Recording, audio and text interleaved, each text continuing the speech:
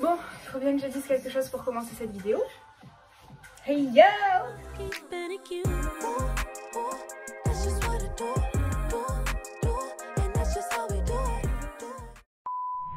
Bon, bah, première vidéo YouTube, hein, comment je me sens. En vrai, même si je parle en face de ma caméra, c'est assez stressant. Enfin, genre, parce que je sais que je vais poster ça sur YouTube, donc peut-être ou peut-être pas, des gens vont regarder cette vidéo et me juger, puisqu'on le sait très bien, le monde entier est rempli de gens mauvais. À peu près quelques mois, j'étais aux États-Unis. J'ai quitté les études, j'en avais marre. Ça me correspondait pas, j'aimais pas le train de vie que j'avais et tout ça. J'avais 17 ans à ce moment-là. J'ai décidé d'économiser, de travailler et partir aux États-Unis. Il y a quelques mois, j'étais aux États-Unis, je vivais là-bas à seulement 18 ans. Merci! Grâce au Covid, merci Covid, merci. Je suis revenue en France. Je vous expliquerai comment j'en suis venue à vivre là-bas toute seule. Comment j'ai fait, nanani. On fera les choses petit à petit. On va y aller doucement. En gros, je suis partie pour 1 an. J'étais censée partir pour 1 an. Merci Covid encore une fois. Pour travailler pour la compagnie de JBI, Jérôme Bocuse Industries, à Disney World, à Orlando, en Floride. Et voilà. Moi de base, genre j'avais 17 ans. Je venais de quitter les études, je voulais faire ELEVA anglais et coréen parce que j'avais vraiment des projets derrière et tout ça. Sauf que j'avais des très mauvaises notes au lycée. Du coup, bah, forcément, j'étais en liste d'attente, j'ai pas été prise le jour de la rentrée. Donc j'ai dû aller en LLCER anglais avec chinois en 2e langue et j'ai détesté. Genre quand je vous dis j'ai détesté, je séchais les cours le premier jour. La rentrée. J'avais le seum, je voyais toutes les gamines là, elles avaient des sacs K-pop, EXO, je les voyais se balader et tout comme ça, et moi j'étais là, j'avais grave le seum, je me regardais, ah, sorcière. Bref, vous avez compris, c'est mal parti dès le début. Donc j'appelle mes parents au bout de 1 mois, oui, parce qu'en fait je suis de Nîmes, dans le sud de la France, et j'étudiais à Aix, mais je vivais à Marseille, comme les logements étaient beaucoup trop chers à Aix-en-Provence. Je n'ai pas de sous. C'était super compliqué. Genre, je devais prendre le bus pour aller à la fac, le matin, le soir. C'était chiant. En plus, l'appart dans lequel je vivais, c'était même pas un appart. Et les chambres de bonne, bah c'était même pas ça. C'était des toilettes. Littéralement des toilettes. Et même dans la chambre, il n'y avait pas de toilettes. Hein. Genre, les toilettes, il fallait traverser le couloir, traverser une autre pièce, traverser un labyrinthe. Un labyrinthe pour aller aux toilettes. Des toilettes collectives. Collectives. C'était horrible, horrible. Pire période, pire période. Heureusement qu'il y avait ma meilleure amie. J'étais avec ma meilleure amie et on était ensemble, mais bon, elle est restée là-bas. Du coup, ouais, j'ai appelé mes parents, j'en pouvais plus. Maman, elle en peut plus. Tout de suite, ils m'ont dit rentre, rentre. Casse pas la tête, rentre, rentre. Je suis rentrée, du coup, j'avais encore 17 ans à ce moment-là, comme je suis née en fin d'année.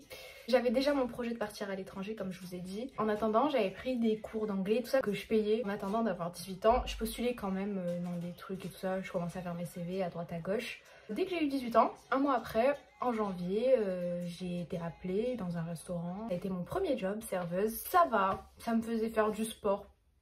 Genre, ça envoie quoi. Enfin, ça, le rythme, ouf, faut courir quoi. Quelques mois après, je suis rappelée par Starbucks parce que j'avais aussi demandé à travailler là-bas. Ça venait d'ouvrir, genre c'était récent, c'était le premier Starbucks de Nîmes et tout, donc tout le monde était là. Ouah, je travaille aujourd'hui encore là-bas. Ils m'ont reprise, j'ai eu de la chance. Big up à mon manager. La semaine, je travaillais à Starbucks et le week-end, je travaillais en tant que serveuse aux pâtes à crêpes. J'ai été prise aux pâtes à crêpes via Indeed, le site sur internet pour des offres d'emploi. Et au même moment, j'avais vu une offre pour travailler aux États-Unis. Quand j'ai vu ça, je me suis dit non, c'est trop beau pour être vrai. Genre, c'était vraiment le moment où genre, je me disais, il faut vraiment que je trouve un truc pour partir aux États-Unis. Mais quand je vais faire, c'est trop cher, nanani, nanana, je suis toute seule, mes parents ils veulent même pas que je parte. C'est comme si le monsieur là-haut, il m'a envoyé un message, il me disait, Bethléem, vas-y, vas-y. Et genre, je vois l'annonce, je clique dessus, je dis, c'est pas possible, c'est une arnaque. Je clique dessus et tout, je lis et tout ça. Et là, je me dis pourquoi pas postuler. Donc je commence à envoyer mes CV. Il fallait envoyer un CV en français et un CV en anglais. J'envoie les deux. Je me dis, j'y perds rien. Mais c'était plutôt l'épisode genre parrain et tout qu'allait suivre qui m'inquiétait le plus. Puisque genre je me disais non mais de toute façon je vais pas être prise et tout. C'est un truc trop bien et tout. Je me dis, une semaine après, je reçois une réponse. Ouais vous êtes prise, nanana. Ah, elle a eu du rouge à lèvres. Je suis prise? Et bien, what? Et là je me suis dit bon, je suis prise. Je fais quoi? Je dois le dire à mes parents. Comme on connaît les parents africains, non, non, non, jamais. Je commençais littéralement à chialer, genre vraiment, j'étais au sol en train de faire un caprice. J'ai dit mais comment vous pouvez me dire non et tout, vous savez même pas ce que c'est. Je dis à mon père, le plus raisonnable, il est moitié français c'est pour ça. Je lui dis papa, renseigne-toi bien, nanani, va sur le site, regarde et tout ça. C'est Jérôme Bocuse, c'est un français. C'est une boîte, genre il travaille moitié français, moitié américain. Mon père me dit, ça a l'air d'être un truc sérieux, donc pourquoi pas. Ma mère là, ma mère, le jour de mon départ, elle était encore là à me dire je veux pas que tu partes. Après que j'ai reçu le mail qui m'a dit que mes CV ont été acceptés et que j'étais prise en gros, enfin prise, qu'ils avaient accepté mes CV. Après ça, ils m'ont envoyé un mail comme quoi je devais les appeler par Skype.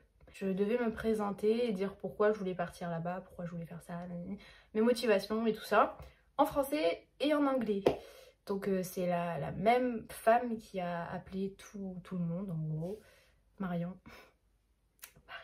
Je pensais littéralement l'avoir raté parce que j'avais préparé ça genre vraiment une semaine, 2 semaines avant, j'avais marqué tout mon discours dans mes notes et tout ça, sauf que le jour même j'étais stressée, j'en pouvais plus. Alors que pourtant c'était genre sur l'ordi, c'était un appel sur Skype.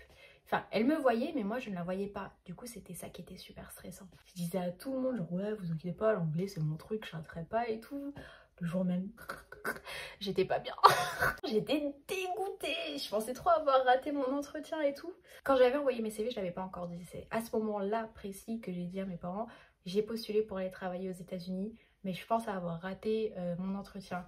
Et genre, quand j'ai dit j'ai postulé pour aller aux États-Unis, ils m'ont dit non, non, non. Après, je leur ai dit ouais, je l'ai raté. Et là, t'as ma mère. Du coup, 2 jours après, j'ai bel et bien reçu un mail qui me disait que je l'avais réussi. Après le fameux entretien en vidéo call, j'ai reçu un autre mail de Marion qui me disait que j'allais devoir passer un entretien sur Lyon. Les plus grosses boîtes de Jérôme Bocuse sont à Lyon.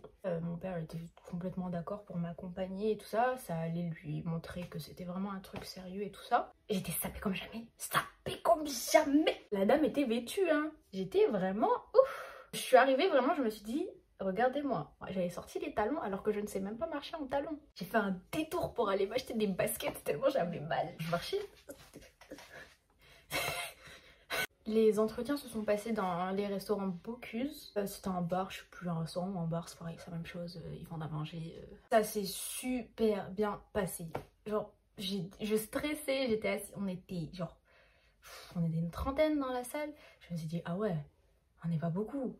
Il doit y avoir du monde qui postule et tout, et on n'est vraiment pas beaucoup. Pour être honnête, j'étais la seule métisse. J'ai passé l'entretien avec le boss, tu vois, genre le secrétaire, eh ben là c'était le boss. Bon, même lui il m'a dit, franchement t'es prise, te prends même pas la tête, t'es prise. J'étais ah bon, ils sont censés nous dire nos réponses maintenant et tout.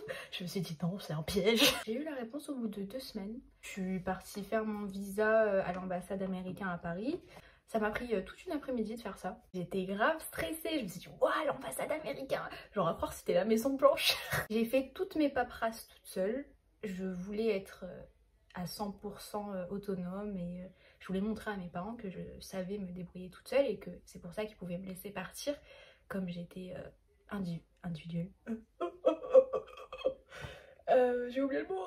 En vrai, c'était pas trop compliqué, mais c'est juste la partie genre document anglais qu'il fallait remplir en anglais, faire en anglais.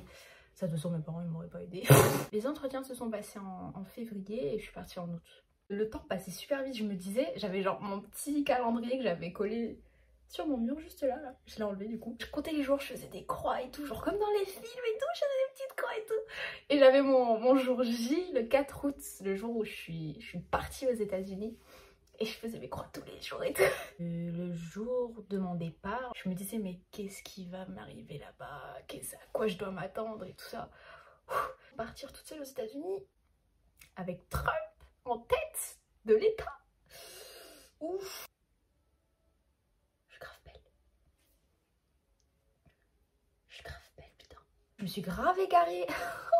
Sorry. Je pourrais vous faire une autre vidéo, si celle-là marche déjà. Je vous explique plus en détail comment j'ai fait, le travail, comment ça se passait là-bas et tout ça. Parce qu'on n'est pas venu pour ça aujourd'hui. Ouais, je voulais juste vous montrer un petit montage que j'ai fait avec amour de tous mes petits trips que j'ai fait sur place aux États-Unis, en espérant que ça vous plaise. On va où, Violaine? On va à New York.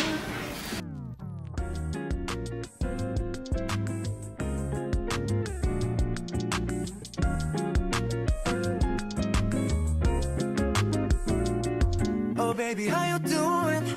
쓸데없이 생각이 많았네. 오늘은 그렇게 그냥 보내진 않을게. 우리가 어떤 꿈을 꿨는지 난 잘 몰라. 나는 너로 그렇게 가득 차 있네. 깊이 파고들어오는 그대 연기처럼 친해지고 있잖아요. Cause I just want you, you're beautiful, beautiful. Yeah, I know how beautiful you are. I'm saying it beautiful, beautiful. Yeah, I know how beautiful you are. 그만 괜찮다면 yeah. And I will never change. So beautiful, beautiful. 오늘부터는 beautiful. We are, yeah. Yeah, baby 날 더 밀어줘 뭘 더 어깨 보여줘. When you make this circle face I don't know what to do. Time is ticking down 언제 볼지 몰라도 질투 말고 우릴 보는 시선을 더 즐겨줘. 술은 내게 따라버려 cause you got the phone right. Diving on your vibe. What's the number on your neck? My number on your phone. 네 모질에 붙여줘. 파랑색으로 더 파랑색으로 더 파랑색으로. We can go to anywhere. Every different shapes. Heaven on your eyes. I know this is cheesy but you're. If you want it more 우리 사이에 뭐 생각할 필요 없지. Let me see your beauty. You're beautiful, beautiful. Yeah, I know how beautiful you are. I'm saying it beautiful, beautiful. Yeah, I know how beautiful you are. 그만 괜찮다면 yeah. And I will never change. So beautiful, beautiful. 오늘부터는 beautiful. We are, yeah. 이대로도 좋아. 그냥 곁에 있어줘. 너가 없는 우린 상상할 수 없는 걸. 자망스러운 말들로 다 간지럽히고서 네 옆에 누워 있을게. I know I'm beautiful, beautiful. Every day and night I love looking at your eyes. 네 깊은 마음 속에다 나를 데려다줘. 우린 같은 맘이야. Baby you know I know I need your love. 내게만 말해줘. 난 이대로 여기 함께 있잔 말야. Baby do you think of me? 네 맘을 날 알고 싶어 하늘 위까지. Baby do you think of me? Alright with me. 우리 올라가자 하늘 위. Sometimes I feel like I'm wrong. 판단력이 조금 애매해져. 나의 버릇 너의 고민 don't you get it. 서로 eye contact 마음에다 우리 사이네. Same thing and better thing. 우리 모두 변해 이해하길 바래. 어쩌면 이건 everyone's problem though. 말이 그렇다는 거지 뭐. Every time with you 언제든 서로 함께 하고 싶은지 저 맘을 내려서 Every day and night I love looking at your eyes. 네 깊은 마음 속에다 나를 데려다줘. 우리 같은 맘이야. Baby you know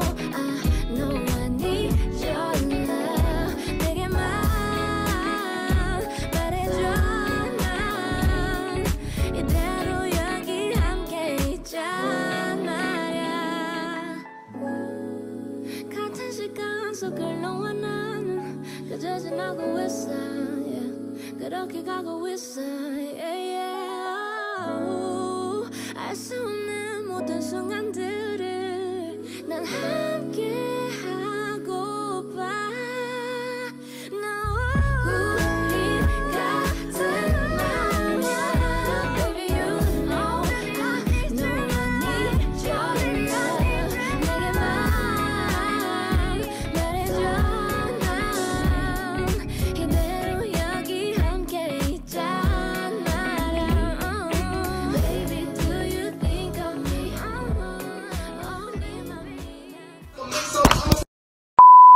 Je me suis douchée, je me suis changée, tout ce que vous voulez.